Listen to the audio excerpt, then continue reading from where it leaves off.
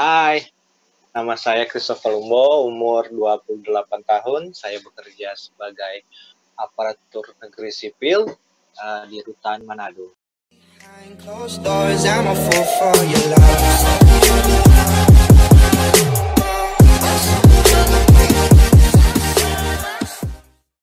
Halo itu, selamat malam, Kang? Yo, selamat Malam, Apa kabar? luar biasa nih. Selamat orang nak apa Kang gara-gara ini wabah ini. Berapa bulan? 3 apa bulan? Iya, dari bulan Maret. 3 apa bulan lah. Bagaimana kabar istri? Sehat-sehat? Sehat?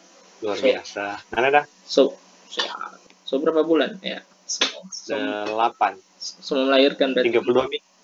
Udah luar biasa. Lagi bulan depan. Ya. Nah, sekarang lagi sibuk apa ini? Bekerja sih, rutinitas kembali seperti biasa. Kita udah kerja di kantor. Sebagai apa?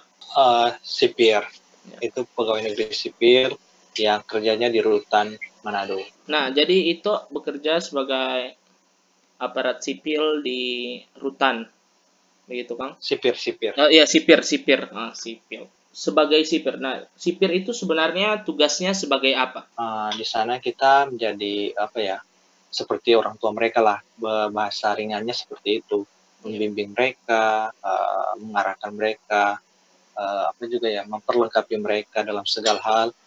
Contohnya dalam kerohanian,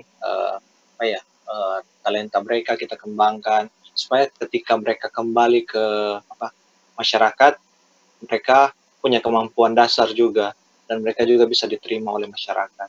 Nah, banyak kan orang coba pendapat dang kalau sipir itu, seram ya, baku dapat yang napi. Nah, kalau itu sendiri bagaimana? Mungkin dulu iya sih, tapi sekarang kayaknya udah bergeser, udah nggak sama seperti dulu.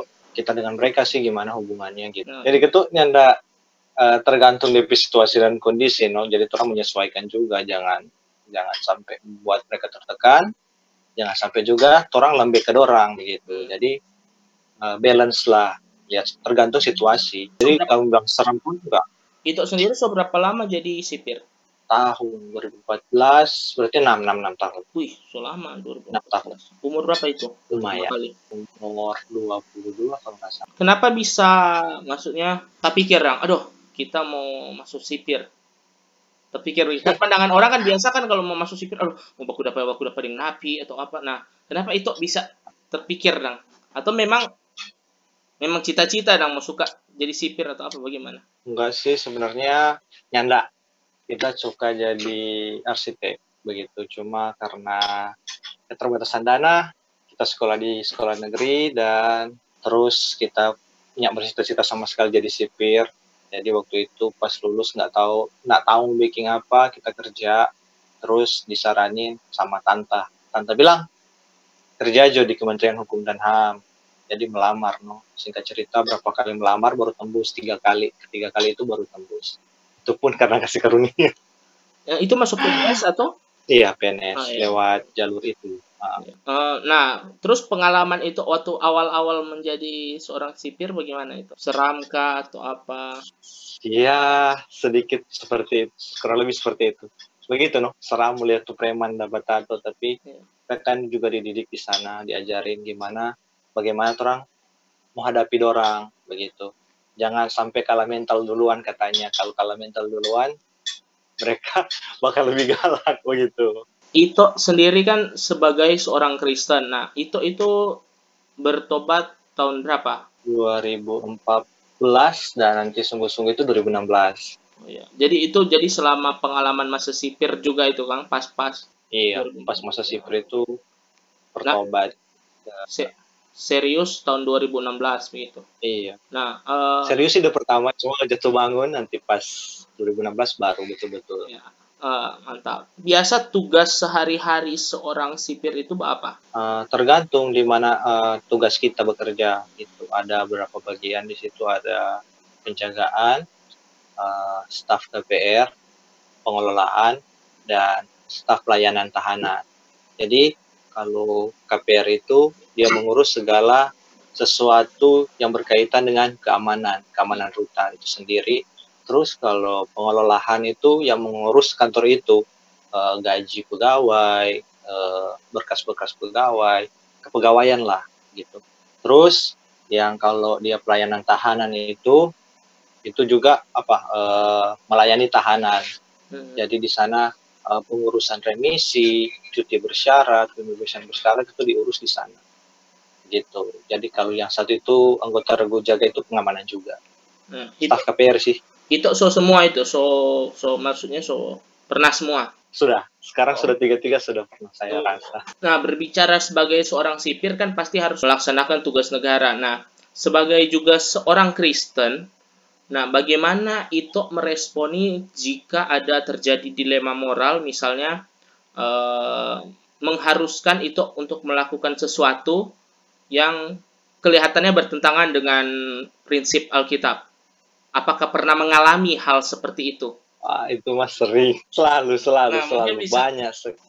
Salah satunya ketika orang harus menindak tegas orang tersebut, narapidana yang berbuat masalah. Itu tergantung, kalau dia buat sesuatu yang besar, itu biasanya mungkin ada tindakan disiplin, karantina, atau mungkin dipukul lah begitu. Tapi nggak cuma sebagai sebatas pengajaran. Tapi itu kan sebenarnya tidak boleh. Tapi untuk menjaga keamanan itu kadang kita butuh itu, karena kalaupun kita pakai mulut, kadang kan mereka nggak suka dengar orang apa begitu. ya, jadi kadang harus ada itu supaya orang dengaran lah begitu. Iya, tapi maksudnya dari segi itu perasaan atau itu respon mengenai itu sebagai seorang Kristen bagaimana begitu dilema yang terjadi. Kalau itu kan enak tuh kalau orang pukul itu orang Kristen begitu dah. Tapi kalau orang nyanda lakukan itu berarti orang melalaikan tanggung jawabnya orang begitu dah.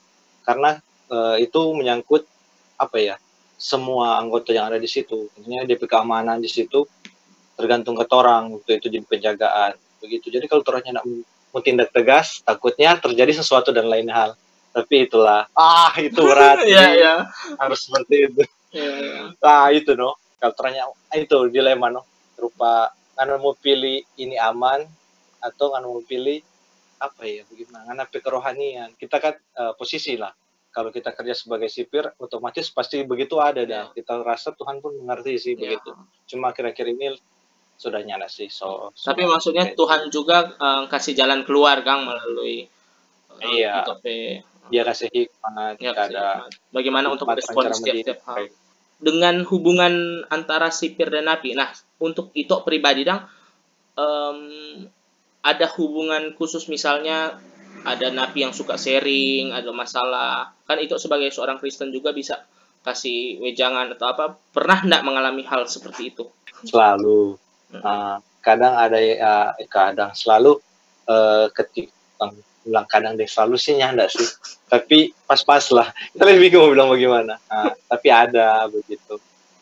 Ketika orang sharing tentang kehidupan, orang kan sering bertanya kenapa orang jadi begini begitu kan, begitu dah.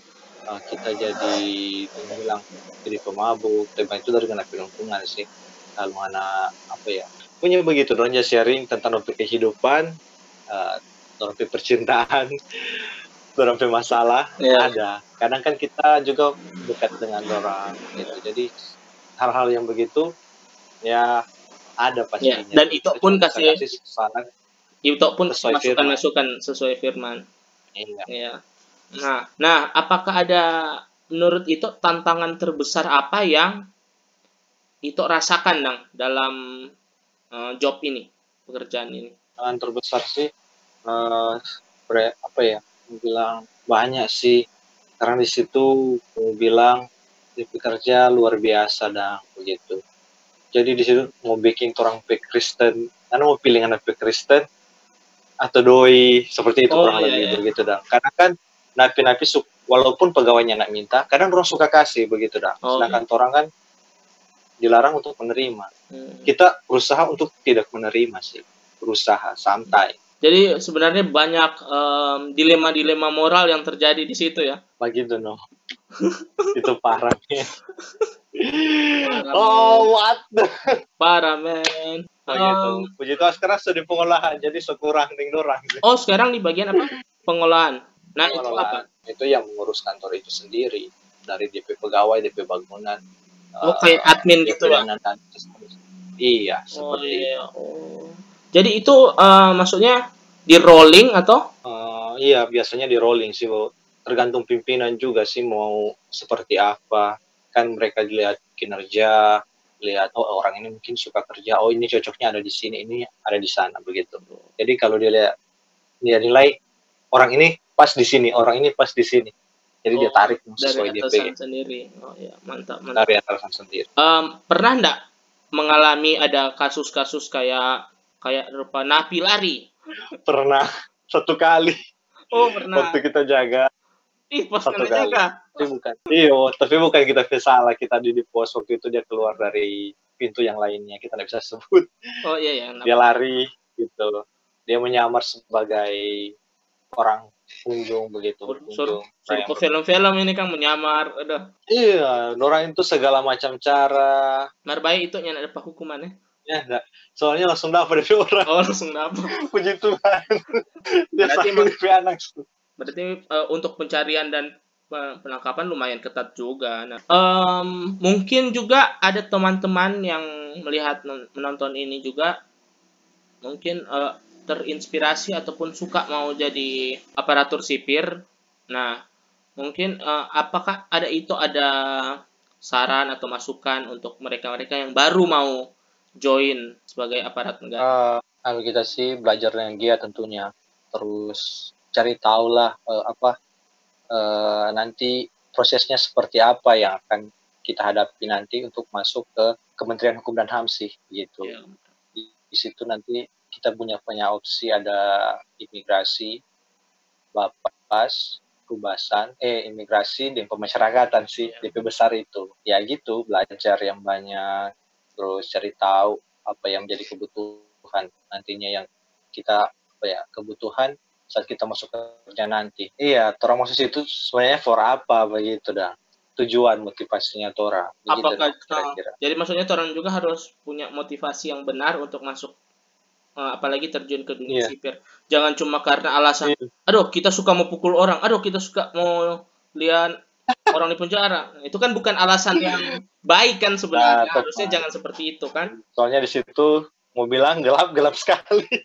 Jadi kalau dia kena masuk situ, kok nggak ada tanpa ada sesuatu selesai kok. Ya, bahkan untuk seorang itu juga pun banyak mengalami pergumulan-pergumulan moral dan dilema-dilema moral yang ada.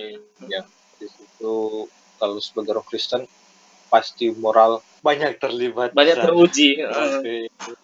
Iya, banyak teruji, banyak saatnya napi Kristenan diuji di sana. Ya, skala prioritas sih kalau kita lakukan, kalau memang kita perlu ambil tindakan itu ya just ya lakukan. Itu kan bertanggung jawab kayak sama no kayak tentara kan begitu tuh bilang Iya, membunuh orang hak maksudnya berdosa dan iya, karena itu petugas gimana iya, begitu no sama iya. kurang lebih Sama orang. sih. Nah, untuk lapas sendiri sipir wanita dan sipir pria itu terpisah gitu atau Iya, terpisah. Iya, terpisah? harus dipisah dia. Itu namanya ada blok wanita, yang blok umum. Ada juga lansia dan anak-anak kalau di Tora. Oh, ada lansia. Kalau kata orang begitu. Oh, anak-anak Jadi ada ya? sekarang kan selalu banyak juga.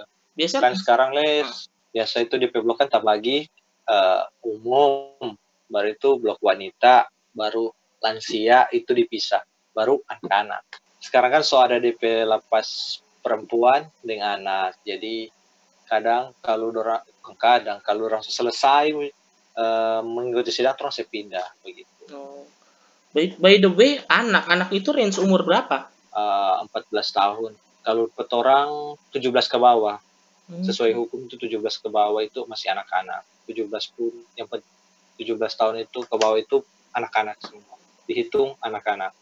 DP hukuman pun beda dengan orang dewasa. Kalau anak-anak itu kasus-kasus berat apa? Pembunuhan atau?